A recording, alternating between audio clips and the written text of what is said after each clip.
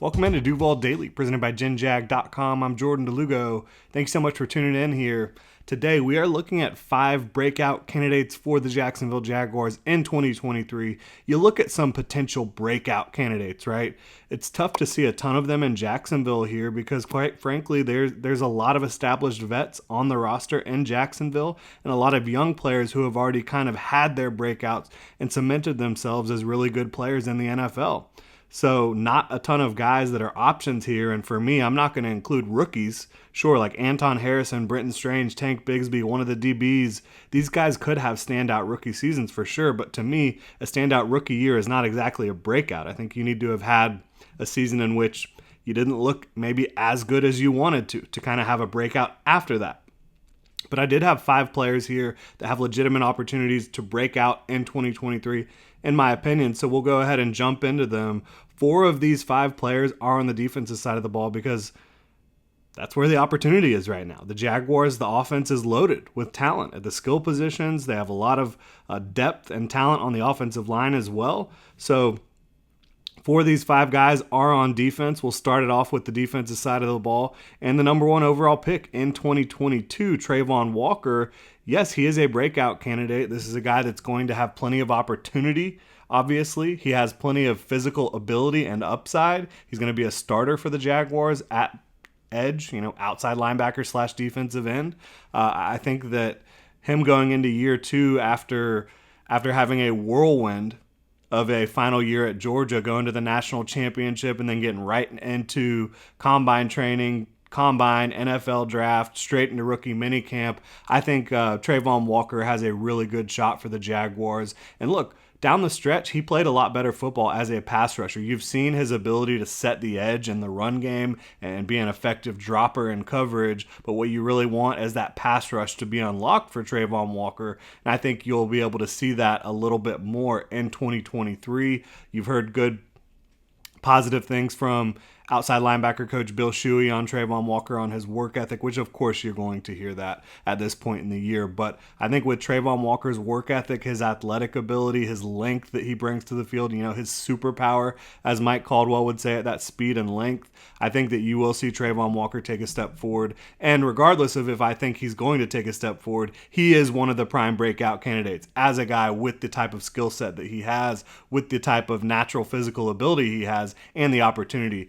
Travon Walker is without a question a breakout candidate.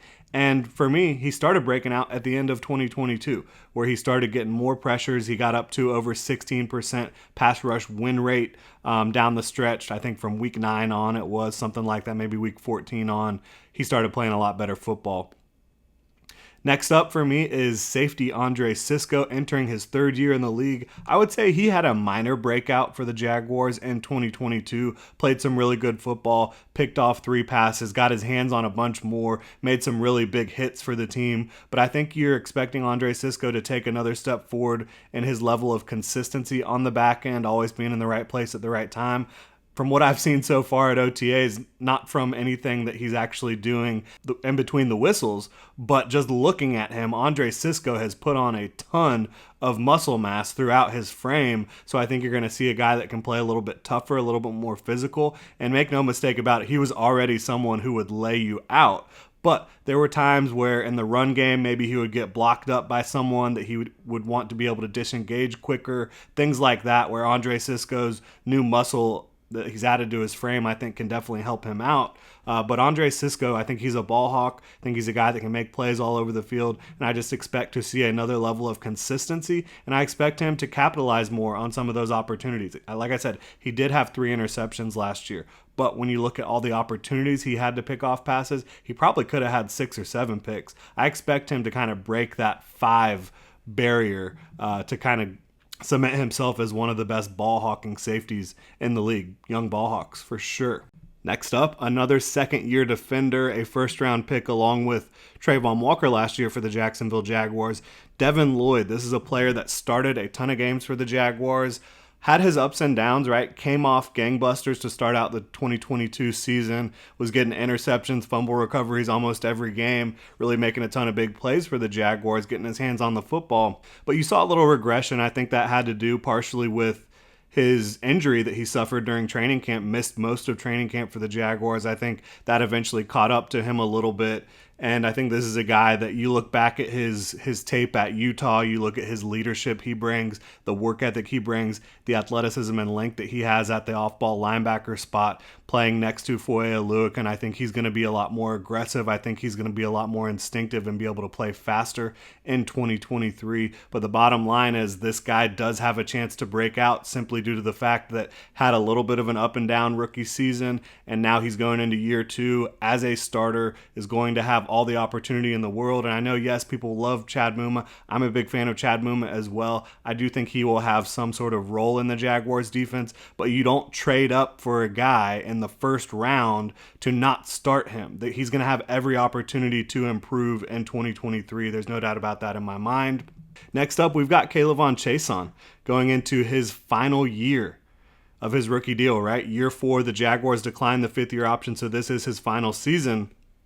It's a make or break year for K'Lavon, both in Jacksonville and league-wide. Like, if he goes out and he's not able to get anything done this year at a high level, you know, he's going to be a bottom-of-the-barrel free agency guy. But if he goes out and he does something kind of like Arden Key did to elevate himself, he's going to have a chance to get paid, get paid handsomely, not be one of the top guys in free agency likely, but, have a potentially multi-year deal where he gets paid a little bit.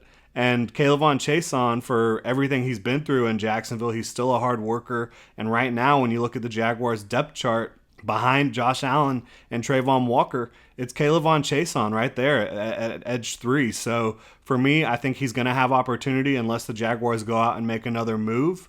Obviously, he's going to have to compete with Yasir Abdullah and some of the other guys, Jordan Smith, for these reps. But I think right now, K'Lavon Chaisson has the inside track to more reps at edge than anyone not named Josh Allen or Trayvon Walker. That's just kind of how it is right now. Entering year 4, contract year for him. I think you'll have a chance, if you're K'Lavon Chaisson, to make an impact. Will he be able to do that? I'm not sure, but he is a breakout candidate simply by the fact that he's going to have opportunity and he's going into a contract year. And finally here, we've got Ben Bartch, another player going into a contract year for the Jaguars. Last year of his rookie deal, he got injured last year, suffered a knee injury, so it's a little bit difficult to know when he's going to be ready to play. The Jaguars don't expect him to be fully ready for the start of training camp. However, we have seen him out on the practice field doing individual work, and it doesn't look like he's super far off. Of course, I'm not a doctor, don't want to speculate too much, but I would expect Ben Bartch to be ready for the regular season in all likelihood. And so when you look at that, I think he'll have a chance to start at left guard for the Jaguars. When he was healthy last year, after that first game in which he and Cam Robinson kind of got abused by Jonathan Allen and Daron Payne and those guys,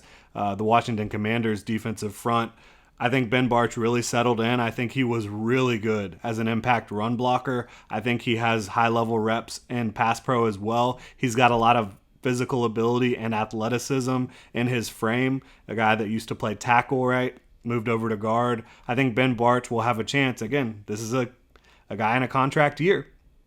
A lot of these guys end up breaking out. We'll see if it ends up happening for him. I think Ben Bartch was on his way to solidifying his starting role at left guard for the Jaguars prior to his injury last year. And if he's able to get back to full health and take another step forward, Ben Bartch is going to have an opportunity to either get signed by the Jaguars after the season to play left guard for quite a while, or sign elsewhere and be a starter. So we'll see how that all plays out for these guys. But those are my 5 breakout candidates for the Jaguars in 2023. Love to know what you think. Drop a comment in the comment section below on YouTube. You can also hit me up on Twitter at Jordan DeLugo. Also, like, subscribe, and hit the notification bell on YouTube. If you're on your podcast platform of choice, please subscribe and review. Y'all have a good one, Duval.